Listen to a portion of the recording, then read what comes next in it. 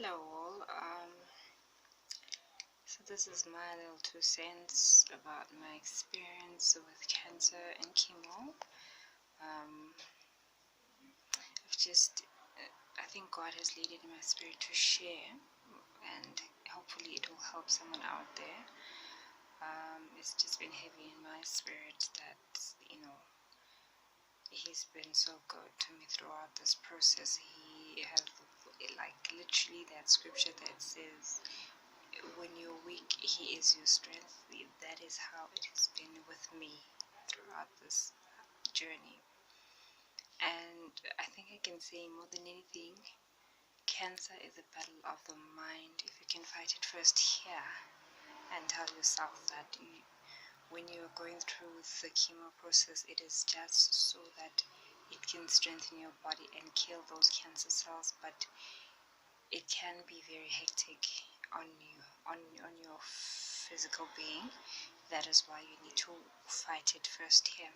So you need, by all means, to keep confessing your strength through it all and not allow it to break you down, even in the times when you're feeling depressed and anxious and just unfriendly and unsociable. It is always best, actually, to try and surround yourself with people, especially people that make you happy and just take the stress away, and can laugh. All that is very important. Don't ever neglect, like, even when you're feeling at your weakest, just lay there. If you're in your home, lay in the lounge while everybody's there, listen to their jokes, listen to their little remarks and all, just to prep yourself up. In the beginning, I can say in my case, I made that mistake of choosing to be alone, and I realized that the more times I spent alone was when I would actually get ill. So eventually I decided to move back home and be around my family and so on. Yeah. So I suppose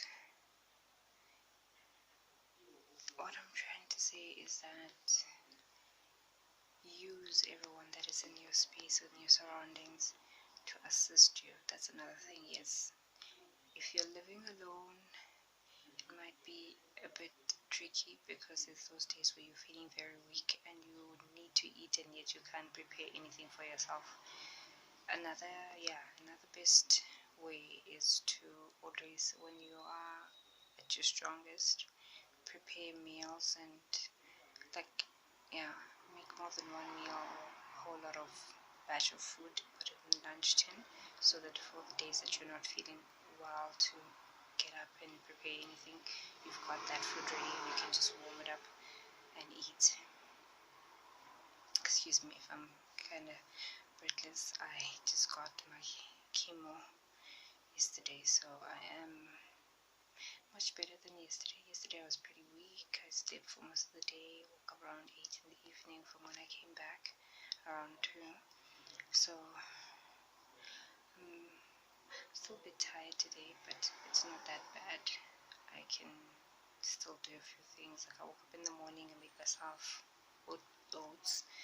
That is one of the things that's good for me when it comes to bowel movement, because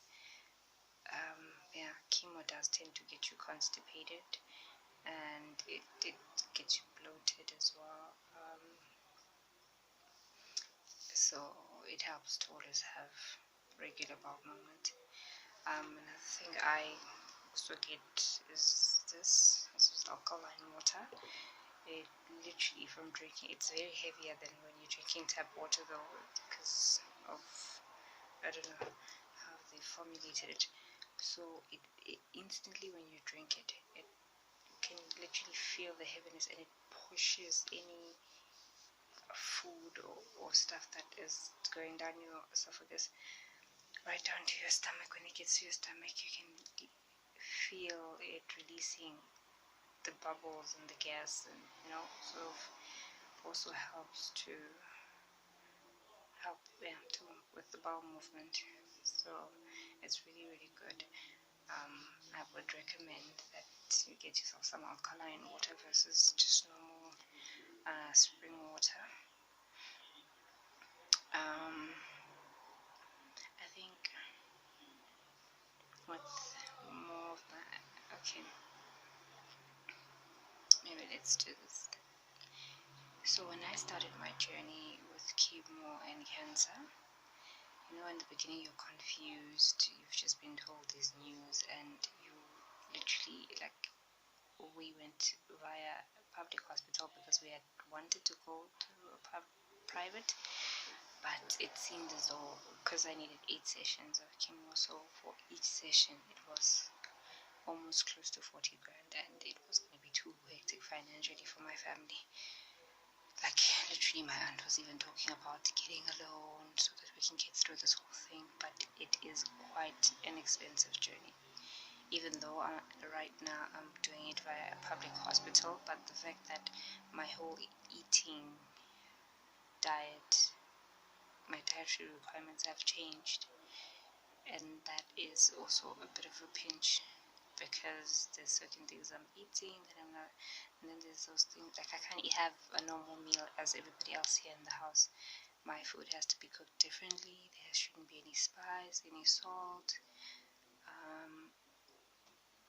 Fresh vegetables have to be boiled and just cooked normally. The whole smoothie process where you always have to have fruits, you know, to snack on, and when you can't take food down, it has to be in a smoothie form or puree form so that you can have it. And these are the things, by the way, when you're going through a public hospital, that they do not share with you. I literally found this out from a lady who works in the building that I was staying at before I decided to move back home. She had also had cancer and undergone chemo and so on. So I think it is vitally important for each and every person when they are starting this journey to do their own research on what it is. If your doctor doesn't share all this information with you. But in my case, the only information we were given was just that to deal with the nausea, I should just have ginger